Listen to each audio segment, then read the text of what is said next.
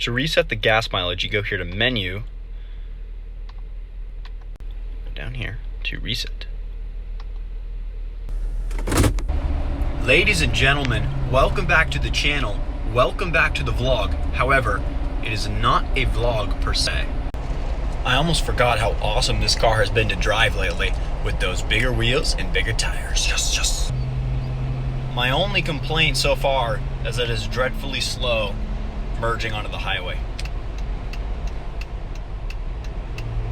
As you can see, we're on a little highway trip to see what the average miles per gallon is with the new wheel and tire setup. Boys, check out that girth. So the real purpose of my trip today is I'm picking up some new filming equipment for the channel. So we have a whole slew of new upcoming videos. Front row parking, boys. Yes. Almost forgot how good these wheels look. Now, as expected, the one major problem I have noticed with the Jeep is gas mileage has gone way down since we added the new wheel and tire package. Also, the Jeep is so much slower now.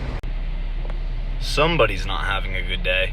Here is the outcome of our little highway experiment. So my gas mileage has gone down significantly from about 21.5 to 16.8. So for a grand total of $44.98, we got a 50-inch tripod and a 6-in-1 multi-pot. As I was saying, enough of this nonsense, and well, it's time to get into the content of today's video. All right, ladies and gentlemen, now to get into the main topic of today's video, and that is to give you my tips and tricks on how to improve your fuel economy. Now, first things first, you heard me mention earlier in today's video, hood flutter. And so I'm going to start by opening up the hood and showing you guys what I mean.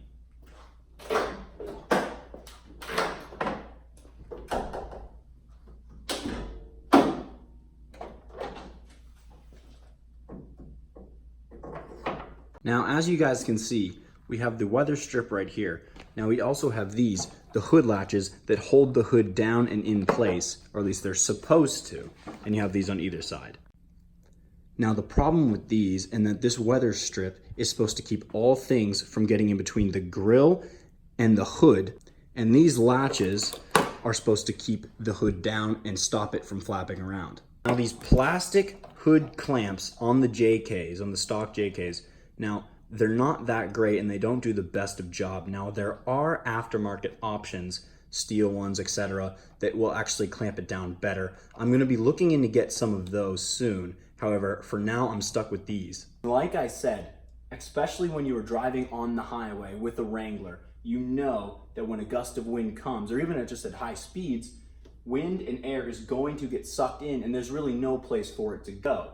So the best possible thing you can do to prevent any further hood flutter is make sure you can get some better heavy-duty clamps, any aftermarket clamps like Quadratec, they'll sell them. Also, a nice heavy-duty weather strip to keep attached to the top of your grille to prevent anything, water, rain, air, from entering into your engine bay. There's a few things, and I'm talking minor things, not major mods like a new engine swap or anything, that you can do to your Wrangler to get better fuel economy. Now, what I would recommend is you could get some type of a new air intake, air induction kit. We'll add a little bit of horsepower, a little bit more flow in the engine. Also, make sure to keep your engine bay clean. Keep up with your regular maintenance in your engine bay. It'll help you keep your Jeep running longer and more efficiently. That will help with the overall flow from your engine out to your exhaust. You could also couple that with a new exhaust system, maybe get a little flow out the back, get a little more power, extra horsepower, and help you along your way and go a little faster. For minor modifications, those are the two things that I would recommend doing to your Wrangler, and it's going to be coming to this channel very soon. Now, another thing that you can do to help the performance of your Jeep and also to get better gas mileage is to re-gear your Jeep Wrangler. Now, it's okay if you're running maybe just a 2-inch lift with 35s like myself to keep it at stock gear ratio. However, you're not going to get as much power and your gas mileage is going to go down. Now, if you go up in gear ratio and you have a higher number, if I can explain this as well as I possibly can to you guys, this way, when you're running that bigger wheel and tire, this way you'll get better gas mileage, and also the performance of your Wrangler will also go up. Also, when you're choosing, if you do so, to get a bigger wheel and tire, try to go light. Now, I know it's pretty hard when you get into some of the heavy duty steel wheels, even some of the aluminum ones. However, these fuels that I am rocking right now currently, and I have been for the last few weeks, are extremely heavy. And I have noticed the difference. Like I said earlier in the video, I've gone down from 21.5 on the highway to 16.8. So I would steer away from any type of heavier wheels if you're looking to get still a decent gas mileage. Also, I would definitely stay away from the beadlocks because those are going to be even heavier. I guess all I can say when it comes to choosing new wheels and tires, if you choose to do so, try to keep it light. Now, here's the tip for when you're driving your Jeep. Now, everybody wants to get better gas mileage, and now there are different modes that can automatically come up on your Wrangler while you're driving it. Now, if you're going to try to save as much money on gas as possible, you want to drive it in economy mode.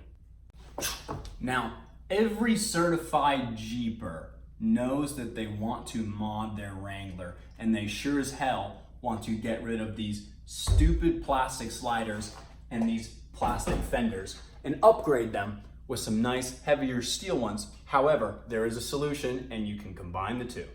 Now, Jeep has decided that putting plastic fenders on is a good idea for some reason, probably because it saves them the most money. However, you can get new fenders and fender flares without adding on a hell of a lot of weight to your Wrangler and spending that much extra money at the pump. For starters, you can cut down on the size of the fender and do kind of like a stubby fender, a skinny fender, whatever you want to call it, instead of a wide fender flare. Let's come around to the back of the Wrangler.